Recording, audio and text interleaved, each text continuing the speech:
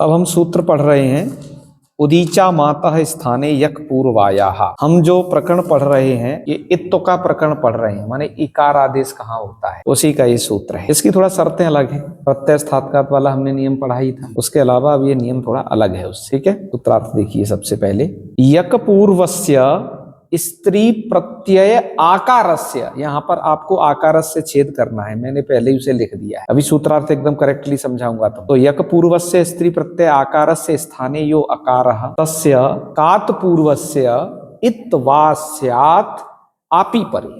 एक एक करके इस चीज को समझते हैं। सूत्र कह रहा है यक पूर्वायाः, उसका वृत्तिकार ने अर्थ लिखा यत यक पूर्वस्य स्त्री प्रत्यय आकारस्य स्थाने यो अकारः, य और क जिसके पूर्व में हो, ठीक है, ऐसा स्त्री प्रत्यय का आतः स्थानिक आकार, आकार स्थाने यो अकारः, माने आकार के स्थान पर जो आकार हुआ हो, तस्य उसको, और वो कात पूर्व से भी होना चाहिए और वो ककार के पूर्व होना चाहिए, तो उसको इतवास्यात आपी पर। इस चीज को थोड़ा डायग्राम के द्वारा समझते हैं तब थोड़ा समझ में आएगा ही। तो सबसे पहले ये समझो, स्त्री प्रत्यय का आकार हो और वो आकार को अ हो चुका हो, ह्रस्व अ, ठीक है, तो ये आकार से स्थाने यो अकार, दीर्घ आकार के स्थान पर उसे आकार हो चुका हो और उस आकार के य अथवा क पूर्व में होने चाहिए। अब ये पूर्व की स्थिति बता रहे हैं, यहाँ पूर्व की भी स्थिति है और पर की भी स्थिति है इस सूत्र में। तो य ऑब्लिक क ये पूर्व में होने चाहिए, ठीक है, दो वर्ण।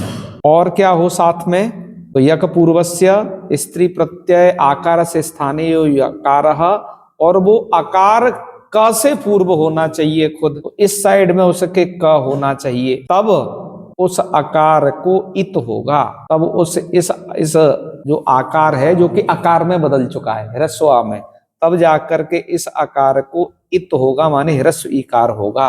और एक शर्त और है, उस साइड में आप माने टाप प्रत्यय का आ भी परे होना चाहिए। तो ये कंडीशन है, देख ले, ठीक है। ऐसी कंडीशन जहां घटेगी वहीं पर क्या होगा, इत होगा। ध्यान से फिर से सुनिए, आकार को जहां अ हो चुका हो, माने दीर्घ आकार को जहां ह्रस्व अ हो चुका हो, उससे पूर्व में य अथवा क में से कोई वर्ण हो और इस साइड में क हो, है ना, वो कात पूर्व हो, और उससे भी ताप का आ परे होना चाहिए, तब जो है आकार के स्थान पर इकार हो जाता है। ये शर्तें कहाँ घट रही हैं अभी घटा के बताते हैं।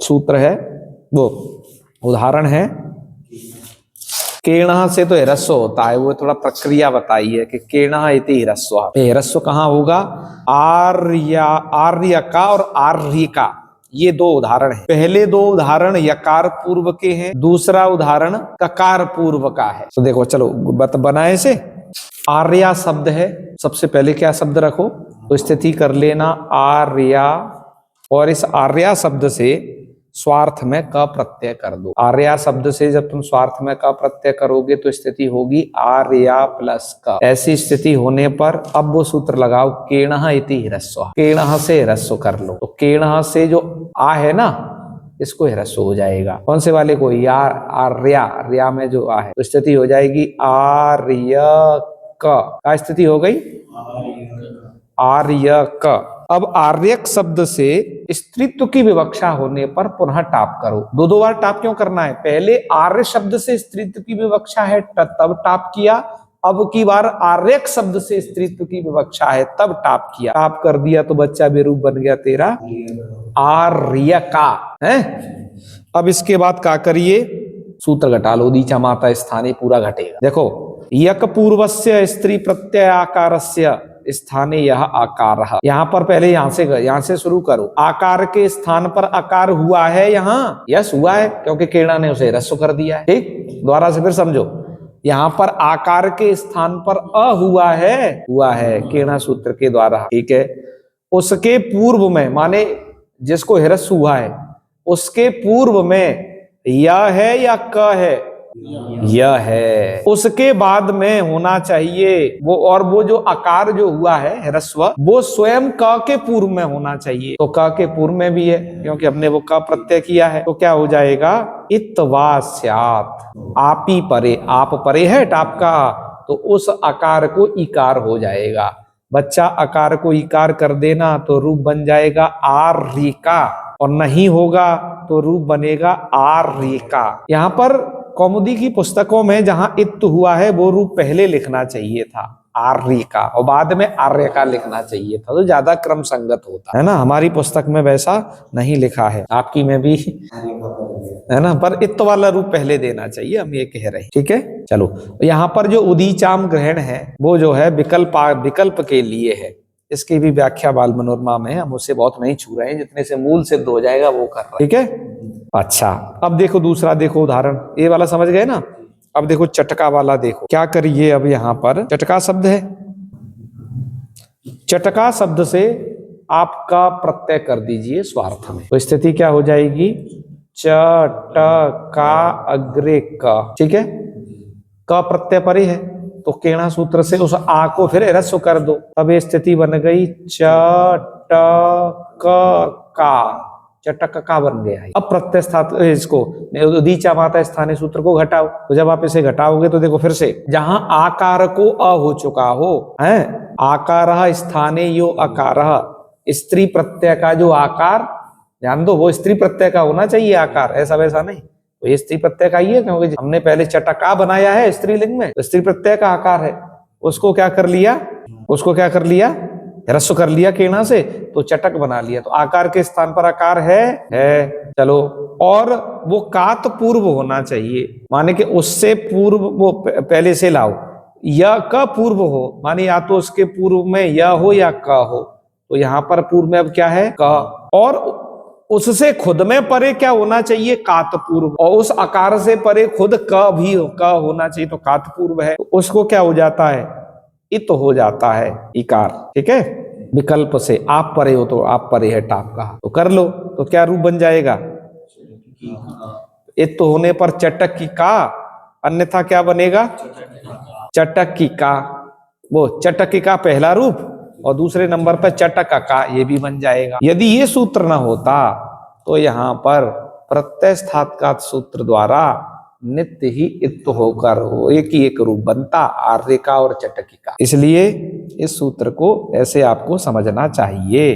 अब इस सूत्र में आतः पद का प्रयोजन बता रहे हैं। आपने ये क्यों कहा कि आकार स्थाने यो अकार, आकार के स्थान पर हुआ आकार होना चाहिए, माने केणा सूत्र ने जहां आ को अह्रस्व कर दिया हो, ये सूत्र वहीं प्रवृत्त होगा। ताकि ऐसा नहीं कहते ना, तो सांकास्य भवा सांकास्यिका, यहाँ पर विकल्प से इत्त हो जाता, पर यहाँ तो नित्य इत्त हो रहा है प्रत्यय स्थात्कात द्वारा। तो यहाँ पर यदि ये ना कहा जाता सूत्र में कि आकार के स्थान पर जो आकार माने ह्रस्व, ये ऐसे ही आकार को इकार विकल्प करेगा जहां पर दीर्घ आकार के स्थान पर पहले ह्रस्व आकार हो गया हो। ठीक है, तो चलो देखते हैं। यहां पर ये प्रयोग ऐसा है कि यहाँ दीर्घ आकार के स्थान पर ह्रस्व आकार नहीं हुआ है, ये इसमें ह्रस्व आकार अपना स्वाभाविक है, इसलिए यहाँ वैकल्पिक इत्व नहीं हुआ। ठीक है, चलो। एक भैया व्यक्ति था, उसका नाम था संकास, और संकासेन निर्वृत्तम नगरम, संकास के द्वारा बनाया गया जो नगर है उसे बोलेंगे सांकास्यम। तो प्रक्रिया जानना चाहे तो पहले लिख लो भैया संकास। अब इस संकास नामक व्यक्ति के द्वारा नगर बनाया गया, तो एक सूत्र है भूय क्षण कठ, बाल मनोरमाकार ने दिया है, हाँ, इत्यादि ना सांकासादिभ्योण्य, इससे हो गया जो है ऋण्य प्रत्यय। ठीक है, तो लिख लेना यहाँ पर ऋण्य, और ऋण्य का बचेगा य, तो स्थिति होगी संकासय, ये ऋण हटा देना संकासय, और आदि यच को कर देना वृद्धि, आदि यच माने स में जो अ है उस शब्द का आदि यच, वृद्धि करने के बाद आपका रूप बन गया सांकास्य। ठीक है, अब जब सांकास्य बन गया उसके बाद का विग्रह आपके मूल में लिखा है सांकास्ये भवा, सांकास्य में होने वाली। ठीक है, तो संकास नामक एक आदमी ने बनाया, नगर बसाया, उसे बोला गया सांकास्य, और उस सांकास्य में होने वाली सांकास्ये भवा, इस अर्थ में क्या कर लीजिए, सांकास्य शब्द से भव अर्थ में धन्यवयोपधात बुई, इस सूत्र से बुई कर लीजिए। मूल में ही सूत्र दिया है, ठीक है। सांकाश्य शब्द से बुई करिए तो बुई का होगा बू बचेगा, सांकास्य बू। अच्छा, सांकास्य में जो यह है ये प्रत्यय का यह है, ध्यान रखना, ये ण्य का जो बचा है और वो आकार सहित है। चलिए, हाँ, और बीच में सांकास आधा स क्यों रह गया, ये भी समझो कि सांकास में जो सा में आ था उसका यस्यति च से लोप हो चुका है, इसलिए वो सा हमने आधा लिखा है। तो अब स्थिति यहां तक आ गई है, सांकास्य बू, और बू के स्थान पर क्या कर लो, युवोर नाकऊ से अक कर लो, तो स्थिति हो जाएगी इधर सांकास्य अक है। ऐसी स्थिति होने पर अब यस्यति च फिर से लगाना पड़ेगा, क्योंकि यह में आकार का भी लोप करना है। तो रूप आपका बन जाएगा सांकास्यक, या के आका लोप, तो स्थिति बन गई सांकास्यक। अब स्त्रीत्व की विवक्षा में कर लिया टाप, तो बन गया सांकास्य का। सांकास्य का यहाँ पर उदीचा माता स्थानीय पूर्वया को अब लगाते हैं। यहाँ पर देखो सांकास्य का में यकार तो पूर्व में है, उस आकार के या में जो अ है उससे यकार पूर्व है, उधर क भी है पर में उधर, और उसके बाद टाप का आ भी है, आपी परे, ये तो सब शर्त घट रही हैं, किंतु यहाँ पर आकार के स्थान पर आकार नहीं हुआ है। ये सांकास्य शब्द में यह में जो अ है वो ण्य प्रत्यय का यह है, वो ऐसा नहीं है पहले आ को अ हुआ हो, इस कंडीशन से नहीं गुजरा है वो, इसलिए यहाँ पर उदीचा माता स्थानीय पूर्वाया द्वारा वैकल्पिक इत्व की प्रवृत्ति न होगी, अपितु प्रत्यय स्थात का द्वारा नित्य इत्व होकर के सांकास्य का रूप बना लेना, जो कि मूलकार ने लिखा है। जान गए इतना। अब मूल में एक प्रश्न फिर उठाया कि यकेति किम, काजी इस सूत्र में आपने ये शर्त रखी ना कि जिस आकार को इकार होगा, आता स्थानिक जिस आकार को इकार होगा उससे पूर्व में य अथवा क कुछ ऐसा होना चाहिए तभी होगा, ताकि य क नहीं कहते, य क को नहीं रखते सूत्र में तो साधारण सूत्र होता कि स्त्री प्रत्यय आकार स्थानीय अकार कात पूर्व तस् इत्वा स्यात् आपी परे, ऐसा साधारण सूत्र होता, यक पूर्वाया नहीं रहते थे। ऐसा कहने से दोष क्या आता, ताकि दोष ये आता कि अश्विका शब्द है, अश्विका में दोष आता जहां पर य अथवा क पूर्व में नहीं है। ताकि कैसे, तो समझो इसको भी डिटेल से। तो सबसे पहले तो अश्व शब्द है, अश्व से स्त्री भवती अश्वा, तो अश्वा लिख लो सबसे पहले, यह अश्वा शब्द टावंत है, ठीक है, अश्वा, और इससे कर दो स्वार्थिक क प्रत्यय, स्वार्थिक क प्रत्यय कर दोगे तो स्थिति हो जाएगी अश्वा प्लस क, केणा से ह्रस्व भी कर दो तो बन गया ये अश्व क। अब अश्वक शब्द से स्त्रीत्व की विवक्षा में पुनः टाप कर दीजिए, बन जाएगा अश्व का। अब यहाँ पर सूत्र को घटाते हैं, उदीचा माता स्थानीय एक पूर्वाया, यहाँ पर सब है, आत आकार के स्थान पर अ हो चुका है, मतलब अश्वा का जो आ था वो केणा से ह्रस्व होकर के ये हो चुका है ना, और कात पूर्वस्य वो आकार क के पूर्व में है, और उस क के बाद उधर आप परे भी है, लेकिन इस आकार से पूर्व में जो होना चाहिए यह अथवा वह होना चाहिए, नहीं यह अथवा क, यक पूर्व होना चाहिए, लेकिन यहाँ तो वह पूर्व में, इसलिए इस सूत्र के द्वारा उदीचा माता स्थानीय के द्वारा वैकल्पिकत्व तब प्रत्यय स्थात का द्वारा नित्यत्व होकर के अश्विका बन जाए। समझते आ रहे प्रत्युदाहरण, बहुत अच्छे बच्चा। अब तीसरा और दिया, स्त्री प्रत्ययति किम, ताकि आपने ये क्यों जोड़ा, आकार स्थानिक आकार, माने जो आकार होना चाहिए वो स्त्री प्रत्यय का आ होना चाहिए, ऐसा कोई नॉर्मली नहीं चलेगा क्या, नॉर्मली या को यह हो, मतलब नॉर्मली आ हो, स्त्री प्रत्यय संबंधी वो आ ना हो, है ना, और उस आ को बस अ हो चुका हो, यही आपने इतना क्यों जोड़ा, स्त्री प्रत्यय आकार से स्थानीय आकार, बल्कि इतना ही कह देते कि आकार से स्थानीय आकार, इतने से काम नहीं चलता कि नहीं, आगे ये नहीं जोड़ते स्त्री प्रत्यय का आकार, तो शुभम याति इति शुभम या शब्द में दोष होता है। कैसे, थोड़ा विस्तार से समझाओ तो समझिए इसे। यहाँ पर जो शुभम है वो मांत अव्यय है, शुभम एक मकारांत अव्यय है, पढ़ा गया है अव्यय प्रकरण में, तो इसके उपपद रहते, माने शुभम शब्द के पूर्व में रहते या प्रापणे धातु है और या प्रापणे धातु से विच प्रत्यय कर दीजिए। तो स्थिति कुछ ऐसे होगी, शुभम लिख लो, शुभम या प्रापणे धातु को लिखो या और विच विच। हाँ, अब क्या होता है, विच का हो जाता है सर्वापहारी लोप, माने विच प्रत्यय का कुछ भी शेष नहीं रहता है और शुभम के मां को अनुस्वार कर देना। माने अब ये शब्द बन गया आपका शुभम या। अब इस शुभम या शब्द से स्वार्थ में क प्रत्यय करो, स्वार्थ में क प्रत्यय कर दिया तो स्थिति हो जाएगी शुभम या क। अब ध्यान देना, या जो है धातु का या है, ये टाप का आ नहीं है ना। अब केड़ा सूत्र से कर दिया है ह्रस्व, तो क्या बन गया, शुभम या को यह हो गया तो शुभम य क। अभी तक तो ऐसा हुआ ना, और टाप प्रत्यय कर दो स्त्रीत्व की विवक्षा में, तो रूप बन गया शुभम यका। शुभम यका में सब कुछ स्थिति है, बस यहाँ पर स्त्री प्रत्यय का आ नहीं है, स्त्री प्रत्यय का आ नहीं है, इसलिए उदीचा माता स्थानीय सूत्र के द्वारा वैकल्पिकित्व न होगा, प्रत्यय स्थात्कात द्वारा नित्यत्व होकर के क्या बन जाएगा, शुभम यिका बन जाएगा। ठीक है, तो शुभम याति इति शुभम यिका। तुम्हारे में क्या पाठ दिया है यहाँ पर इतना पाठ थोड़ा छूट गया है, अज्ञाता शुभम या इति शुभम यिका। ठीक है, इसे यहाँ पर लिख सकते हैं, अज्ञाता शुभम या इति शुभम यिका। इतना पाठ इसमें तो थोड़ा छूट गया था, तो इतना अज्ञाता क्यों कह रहे हैं, यहाँ जो क प्रत्यय हुआ है वो अज्ञात अर्थ में हुआ है। अभी तक तो हम क प्रत्यय स्वार्थ में क प्रत्यय करते थे, यही शब्दावली सुन रहे थे ना। यहाँ पर अज्ञात अर्थ में क प्रत्यय हुआ है, तो ये क प्रत्यय तद्धित का ही है, स्वार्थ अर्थ में भी होता है, अज्ञात अर्थ में भी होता है, और भी बहुत अर्थ हैं जो वहां बताए गए। तो ऐसे करके आप शुभमिका में नित्य इत्व कर लीजिएगा। ठीक है, अब यहाँ पर वार्तिककार द्वारा कुछ और भी नियम बताया जा रहा है। वार्तिक क्या है बताओ,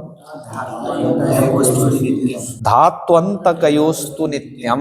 वार्तिक का अर्थ देखिए, धात्वंत यकार ककारोपरि विद्यमानस्य अकारस्य नित्यम इत्वम स्यात् न तु विकल्पः। यानी कि धात्वंत यकार या ककार के ऊपर विद्यमान आकार जो होगा उसको नित्य इत्व हो जाएगा, उसे विकल्प नहीं होगा। माने कि ये वार्तिक कुछ ऐसा ही काम कर रहा है जो प्रत्यय स्थात्कात करवाना चाहता है। क्या है धात्वंतक इत्यादि बात को थोड़ा लिख के समझते हैं। इसमें दो उदाहरण दिए हैं इन्होंने, सुनयिका और सुपाकिका। तो यहाँ नीय प्रापणे धातु है बच्चा, सबसे पहले धातु है नीय प्रापणे, तो नी लिख लो, नीय है उससे णा को ना हो जाता है, तो तुम्हारा धातु हो गया नी। नी धातु से अच प्रत्यय कर लो तो स्थिति हो जाएगी नी अच। यहाँ पर अच प्रत्यय किससे करें, बालमनोरमाकार तो कह रहे हैं पचाद्यच कर लो, लेकिन कुछ टीकाकार का मत है कि पचाद्यच मत करिए, ये धातु तो इकारांत है, तो एरच सूत्र के द्वारा अच प्रत्यय कर लीजिएगा, ऐसा भी मत दिया है ना।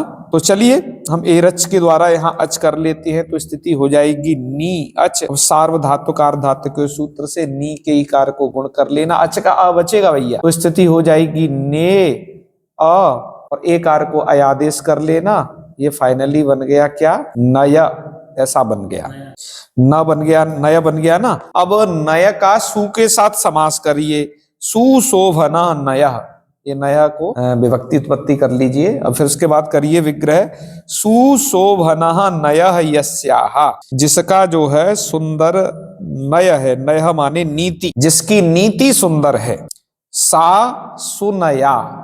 तो यहाँ पर क्या करेंगे देखिए, हमने अब देखो विग्रह दूसरा क्या किया था, सुशोभना नयः यस्याः, सु का अर्थ क्या है, शोभना नयः यस्याः। ऐसे विग्रह में हमने सु का नय के साथ समास कर दिया, तो रूप बन जाएगा समास के कारण सुनया।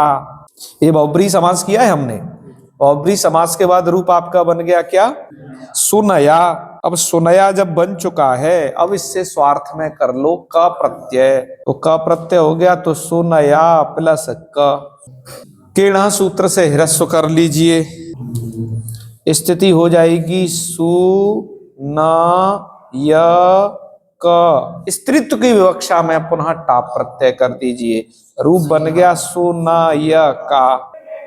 अब इस वार्तिक को देखिए, किसी धातु के अंत में विद्यमान यकार या ककार पूर्व में है। अब यहाँ पर ये या तो है, माने ये उदीचा माता स्थाने सूत्र एकदम घट रहा है, लेकिन यहाँ जो यह है वो नीय प्रापणे धातु के ई को गुण ए हुआ था और उसे अय आदेश हो गया था, तो ये धातु संबंधी यकार है। धातु का यकार होने से इसको उदीचा माता स्थाने वैकल्पिक नहीं करेगा, बल्कि प्रत्ययस्थात्कात सूत्र के द्वारा नित्य ही इत्त हो करके सुनय का रूप बन जाएगा बच्चा। ठीक है, ये धातु का यकार था। अब एक ऐसा उदाहरण देते हैं जहां धातु का ककार हो, उसका उदाहरण है सुपाकिका। क्या करिए, पच धातु है, पच धातु से घय प्रत्यय किया तो स्थिति हो जाएगी पच घय, और घय का बता दें यहाँ इत संज्ञक हो जाता है, घ भी इत संज्ञक हो जाता है, घ में अ बचता है, घ में अ भी है तो बन जाएगा, बचेगा क्या इसका अ, तो पच अ ऐसी स्थिति होगी। चजोकु घृण्यतो नाम का एक सूत्र है, उस सूत्र से इस चकार को कुत्त कर लीजिए और पच के पा के आ को वृद्धि कर लीजिए, तो बन जाएगा ये पाक। क्या बन गया ये पाक, अदंत बन गया, अदंत बन चुका है यहां तक। अब फिर समास कर लीजिए कि सुशोभनः पाको यस्याह, सु का अर्थ क्या है, शोभनः,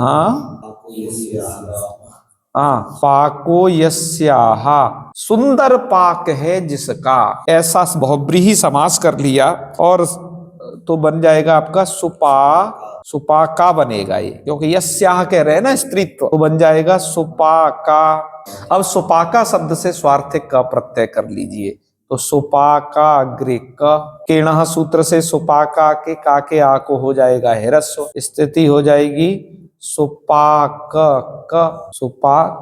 क, उधर कर देना आप टाप, तो बन गया ये सुपाक का। अब सुपाक का में सब कुछ था, यक पूर्व में था, माने क पूर्व में था, स्त्री प्रत्यय आकार के स्थान पर आकार ह्रस्व हुआ है, और वो ककार पूर्व, वो ककार से पूर्व में भी है वो आकार, और उस ककार के बाद टाप आप परे है, माने उदीचा माता स्थाने पूरा घट रहा था, लेकिन वार्तिक ने कर दिया नहीं, धातुंत यकार ककारो परिविद्यमानस्य अकारस्य, यहाँ पर ये धातु का क है, पच धातु के च को क हुआ था चजोकु घृण्यतो के द्वारा, तो जिसके कारण ये धातु का क होने से उदीचा माता स्थाने की प्रवृत्ति न हो सकी, इस वार्तिक ने निषेध कर दिया, और प्रत्ययस्थात का द्वारा नित्यत्व होकर के सुपाके का रूप बन जाएगा बच्चा। तो इस सूत्र का पूरा विषय समझ गए, ये यहीं तक है।